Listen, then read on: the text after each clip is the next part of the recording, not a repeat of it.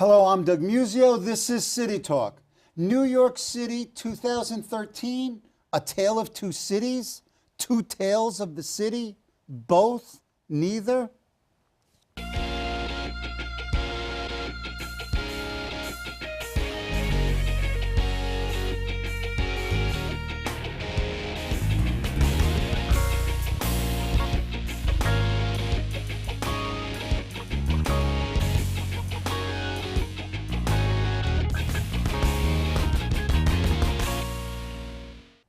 Here to talk about the state of the city, its economy and its budget, income inequality, the Bloomberg legacy, and more are Nicole Gelinas, Senior Fellow at the Manhattan Institute for Policy Research, and James Parrott, Chief Economist and Deputy Director at the Fiscal Policy Institute. Nicole is the Searle Freedom Trust Fellow at the Manhattan Institute and a contributing editor of City Journal.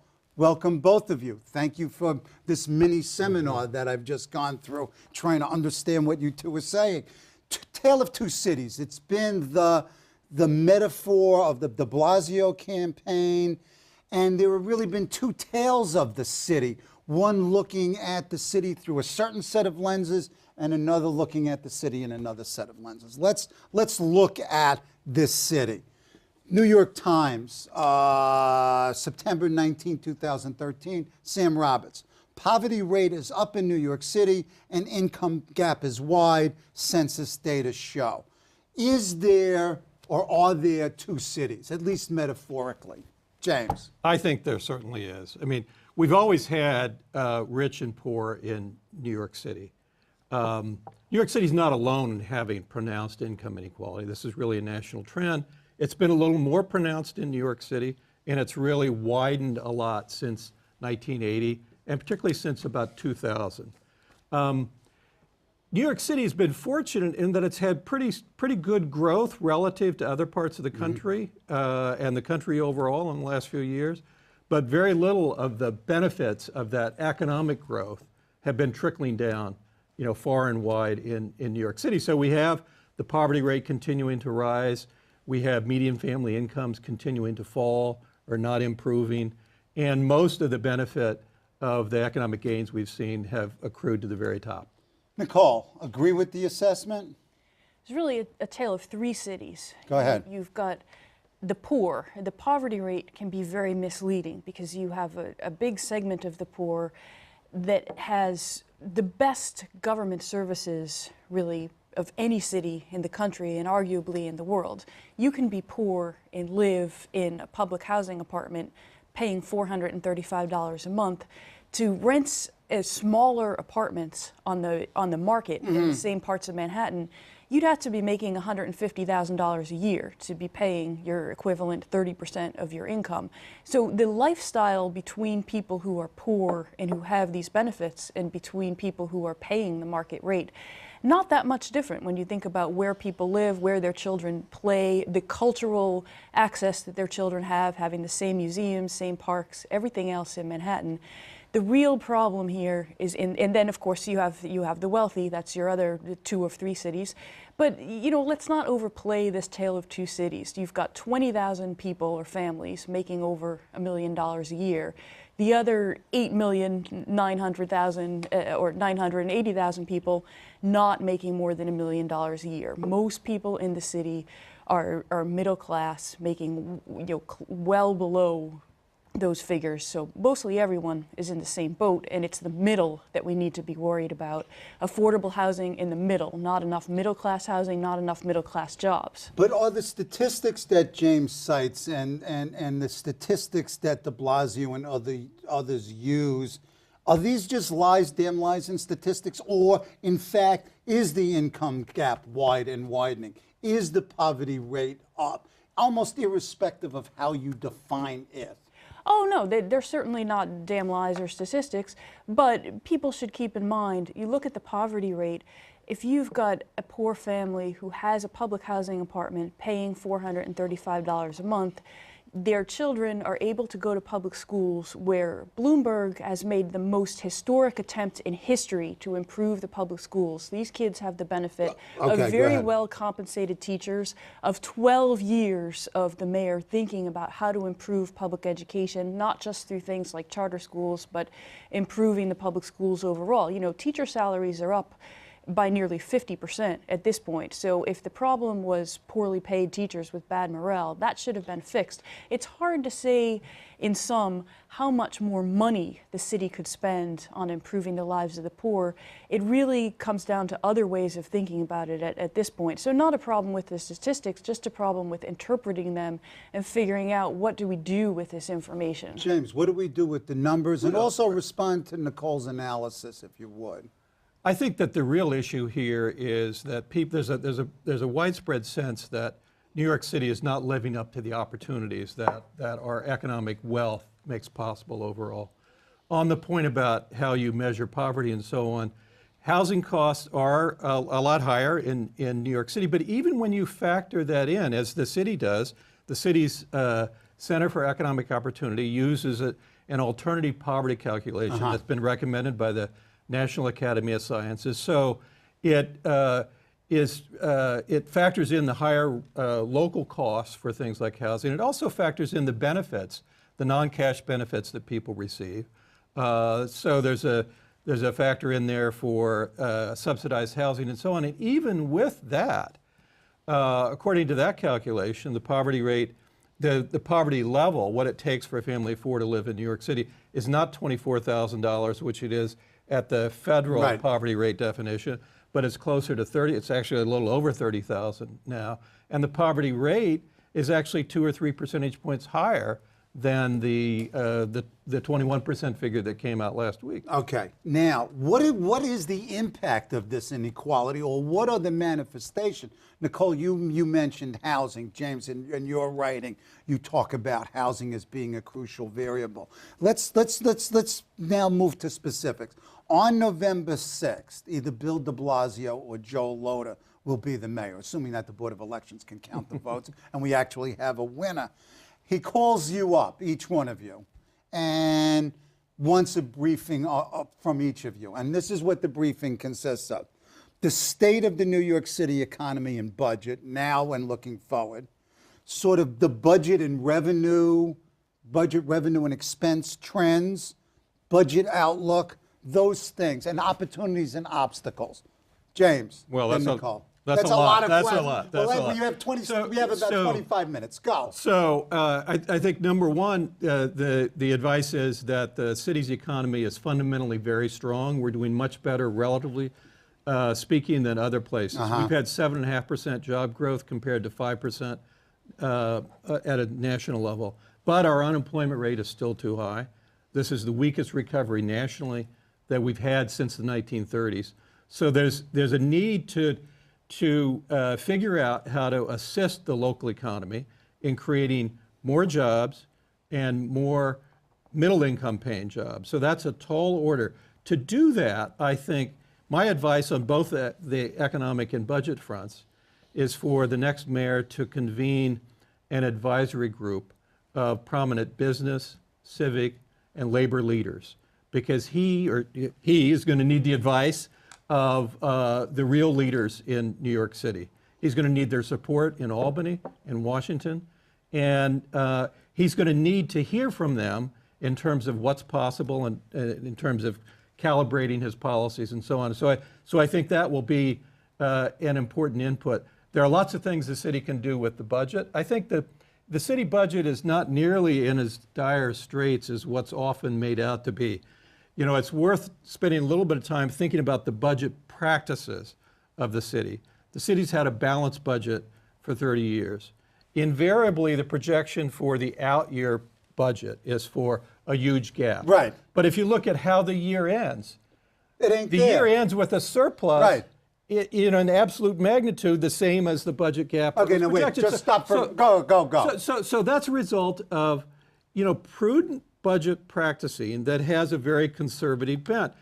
Number one, you don't want to reveal to your collective bargaining partners sitting across the table, how much you have in your nest egg. Number two, you're not going to get any help from Albany if you show a surplus going into the year. So you want to make the case that you need more state aid, and regarding federal aid, the argument works less well. And three, recent administrations have used that in order to manage expectations about the budget. And I think that's been excessively conservative in that it's really prevented the city from taking on some of the big challenges that it faces, like reducing poverty, like creating more, better low-wage jobs, and so on. So, I would argue that the budget should be seen as beyond balance. Balance is absolutely critical. The city has to do that, but you can start addressing some of the key challenges the city has at the same time in a very prudent way. Nicole? The budget is balanced, but what is in the budget is not balanced. When the mayor took office, pension costs for the public sector employees were about $1.5 billion a year. This year, they're going to be more than $8 billion, a good $8.3 billion. Healthcare costs for employees and other types of fringe benefits, these are, we're looking at $9 billion, and debt costs are $6 billion. So, between these three things, we're well above $20 billion, $23 billion a year. This is money that we can't spend on public services, on adding more police officers. The police force is down 4,500 officers since the mayor took office. Or if you prefer spending yet more money on social programs, anti-poverty programs, you can't do that even if that's your philosophy, because we are spending this money on pensions and health care for the public sector workers. The biggest budgetary challenge the mayor will face in his first year, there's a nominal $2 billion budget deficit for next year, and Nominal similar, in the sense that James was talking about. Well, things can go either way. One of the ways that the mayor has balanced the budgets over the past, 6 years almost since Lehman Brothers collapsed, or since Bear Stearns collapsed in March of 2008, is having a wage freeze on public workers. And so if one of the candidates thinks that public sector workers should get all of this back pay over the past 2, 3, 4, 5 years that these contracts have been expired, that would cost a good $7.3 to $7.8 billion in a lump sum. We can kind of differ about, is there a $2 billion budget deficit next year? Will Wall Street revenues be lower or higher? Can they find some savings to close that gap? I want to know what the answers to all of those questions. But it doesn't matter really, because there's no way you're going to find $8 billion in savings to pay for back raises for the public sector workers. So that's the first challenge that the next mayor has, is to kind of figure out, how do I get out of not giving the workers back raises? And the way they'll do it is they'll just blame it all on Bloomberg and say that's in the past. In the future, maybe we'll have some raises, but we're not going to for the past few years. Go ahead, James. I think we need to drill down a little bit on the unsettled contracts. There are really two pieces to that. There's the unfinished pattern round that the city was halfway through when Lehman Brothers collapsed and the financial troubles started. So at this point, all city workers have received 2 4% increases, except for the teachers, the principals, and the nurses at the Health and Hospitals Corporation. So that's a lot of people. That's about 110,000 workers. And to pay the retroactive 2 4% raises there would be about $2.2 billion. And then the annual cost of that is about $800 million.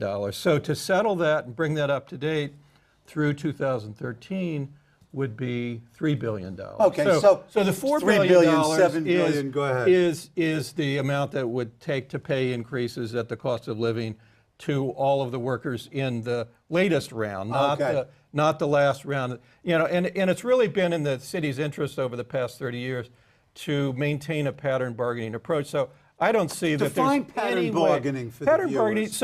So the city negotiates with over 100 individual unions, although there are a handful, half a dozen or so, that have 20,000 plus members. So those are the major ones.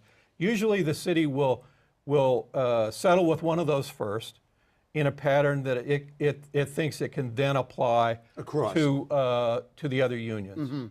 And that establishes a pattern. The city has used that in order to help it plan its payroll costs Yep. and for budget planning purposes. And in fact, the city had money set aside to pay the teachers and the other unions in 2009 and 2010, but when state aid was cut back Right. dramatically in 2010, the city then redeployed that labor reserve amount that it had. But the plan clearly is that the city does pattern bargaining, and it will need to pay all of the unions the 4% increase. Irrespective of the difference between $3 billion and $7 billion, which is, excuse me, I understand it's a lot of money. What advice do you give the mayor in terms of dealing with this from a fiscal point of view? You and then you. Yeah, in terms of the settling all of Yep, the contracts yep. in the Yep, current round. yep. Well, there really needs to be a reestablishment of trust between municipal labor and City Hall. That hasn't existed in the last few years. The leaders of the public sector unions, they know what the budget numbers are. They know what the trends are. Some of the pressures that Nicole talks about are inescapable. They're there. It's true that pension costs were really low when the mayor came in. They were artificially low, so the increase looks big. But still, of the growth in the budget in the last few years, half of it basically has gone to employee pensions and health care. Right. And it's hard to see how that can sustain. Although it looks like pension costs have leveled out. They're Yeah, not but still. continuing to go up. But healthcare costs are another thing. So I think in the healthcare area, for example, that City Hall needs to work with labor. It's not going to be easy to do that. They have to set up a system for negotiating with the unions, and they need to reestablish that trust. But I think once you have that in place, then you can talk about how to improve the quality of city services, because everybody wants the next mayor to be successful and improve service delivery in a whole range of areas, from crime fighting to firefighting to sanitation to environmental protection, and the general quality of life. It's in everybody's interest. Most city employees live in the city after all, and they want to live in a good place. So I think once we get into that sort of the new era of labor management relations, then I think a lot of things will be on the table, and I think we'll see some movement. Okay, go ahead. The new era may be the labor unions, particularly the members, not so much the leadership, getting used to this being the new era. That that in the past we've heard about these grand bargains and labor working with management and reestablishing trust and so forth. But the fact is, labor has absolutely no incentive to negotiate, because labor is going to have to give something up, and that something is going to be big. There is just no way around it. The days when— Wait a minute, stop 1 second. Do you agree? Well, and then I'll get back to you, Nicole. Negotiation is a give and take process by definition, so I think that there will be give and take on both sides. Okay. But there won't be give and take on both sides. The fact is, we can no longer have people working, uniformed workers working now for 22 years, it used to be 20 years, and being able to retire with guaranteed half income for life based on artificial overtime worked in the past few last years of service. We can no longer have public employees not paying anything, not only for their health care premiums when they're working, but after they're retired. New York is one of the only cities in the country that pays for retirees' Medicare premiums. This is it's just not affordable anymore. And so the workers are going to be giving something up that's big. It'll be bigger than any raise that they get, and there's just no way around that. De Blasio is smart enough probably to know this. The problem is, how do you, and frankly, the union leadership understands this as well. The problem is, how do you break it to these members who have been thinking for the past few years, oh, the only problem is bad old mean billionaire Bloomberg, he won't give us a raise, when the reality is, if we're spending this much money on these public employee benefits, we don't have money for adequate government services, including infrastructure investment going forward. So the whole issue of pattern bargaining, you give a union a raise a few days before Lehman Brothers collapses, it's unreasonable to think, well, the whole world changed, at least to people who weren't paying attention, and we're going to give everyone else the same raise as if that didn't happen. And it's also unrealistic to think we're going to give the teachers a raise, but then we're not going to give police, firefighters, everyone else a back raise after that. And that's how you get up to more than $7 billion. Plus, you give away a raise, pension benefits in the future are based on that raise. So again, you can quibble over $2 billion deficit versus $1 billion or $3 billion, but it's very hard to say with a straight face that we can afford these retroactive raises without big givebacks on healthcare and pensions that are worth well more than those raises. Can you say that with a straight face? I think Nicole is again conflating the retroactive increases for the last pattern, that is the teachers round, and the new round since then. I think all municipal labor expects the teachers and the nurses and the principals to get the last round. That's the bedrock of pattern bargaining. So that's a sine qua non. That ain't going to change. Yeah, and there are resources in the city budget to pay for that. Okay. And then you think that the police and fire and uniform services will say, okay, that's great for the teachers, but we don't want our retroactive raises. We're going to take one for the city.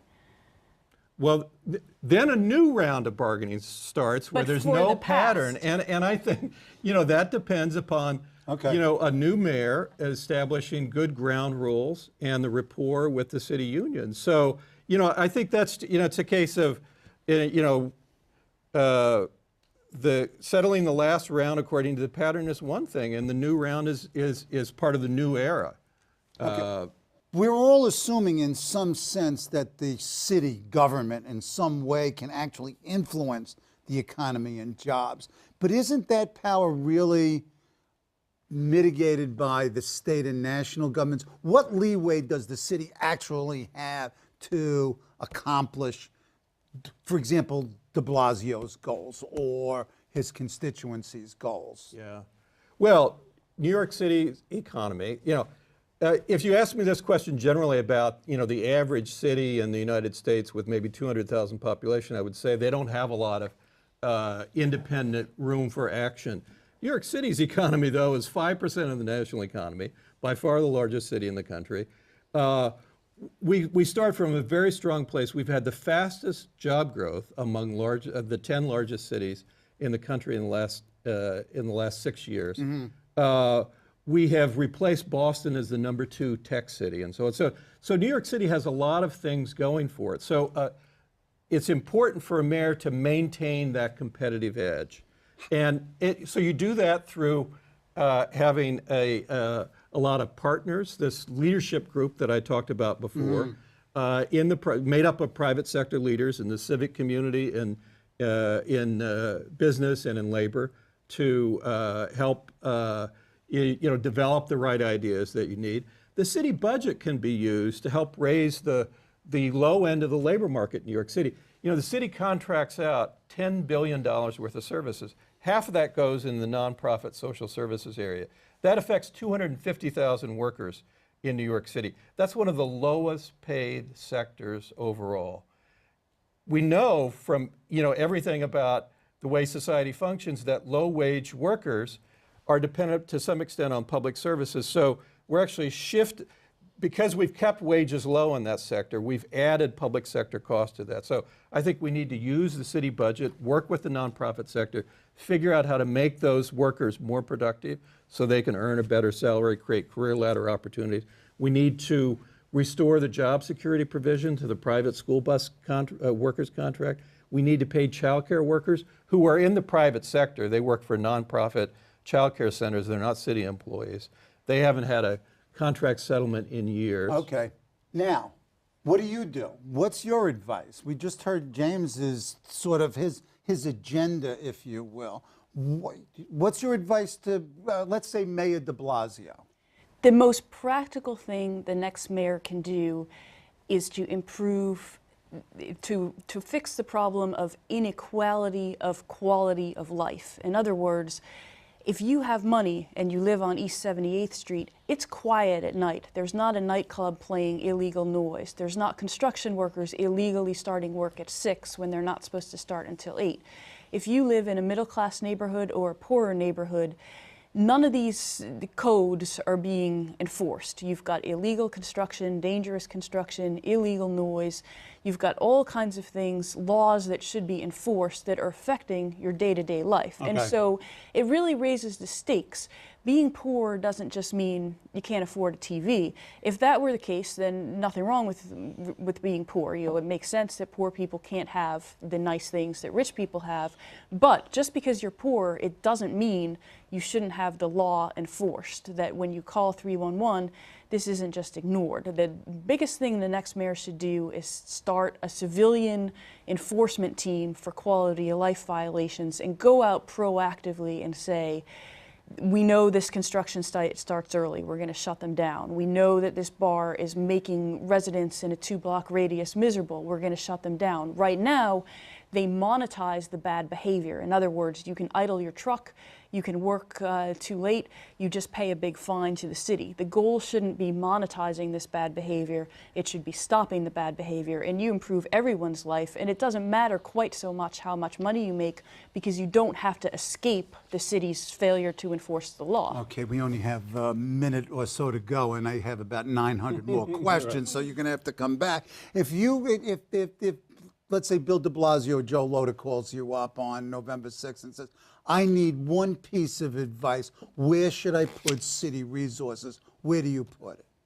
Well, I think the city really needs to make a commitment to bring down the poverty rate because this city is just too wealthy to have a situation where the poverty rate continues to increase. We've made no progress in the last 30 years in really bringing down poverty. Okay. So I think, and together with a private sector leadership group, I think everybody will agree that that's the priority. Nicole, you have the last word. I put it in infrastructure, including bike lanes, bike share, thinking of ways to make the commute on the subway from Midtown on the F train out to Gravesend and Coney Island much, much faster. You bring an hour commute down to 40 minutes, you've improved life for hundreds of thousands of people across the income spectrum. You can put as much money into corrupt social service nonprofits as you want. That just goes to the, we've seen all of these cases where you have these big grants supposedly to bring down poverty, and all that happens is this money gets lost somewhere. We can argue back and forth whether we need to do more or less, but we already do so much. I mean, there are, you look at the Medicaid bill, you look at the public housing bill, you look at the education bill. These are all anti-poverty programs. Before we start increasing that spending, we need to look at how we spend the money we already spend. In the meantime, let's improve the infrastructure for people of all. Okay, you've got the list. The most important way to address poverty is to address the problem of the working poor, people who are working but making too little in wages. So it's not a matter of just providing services to them. It's a matter of evolving changes in the labor market so that people can pay their own way. Okay. Now you folks are going to come back on January 2nd after we have a mayor, and then you're going to recalibrate your advice? Sounds good. Sounds good? Sure. You're in? My thanks to Nicole Gelinas and James Parrott for being on the show. Join us next week when my guest will be Hector Figueroa, the president of Local 32BJ of the Service Employees International Union, and Josh Freeman, noted New York labor historian, here on CUNY TV.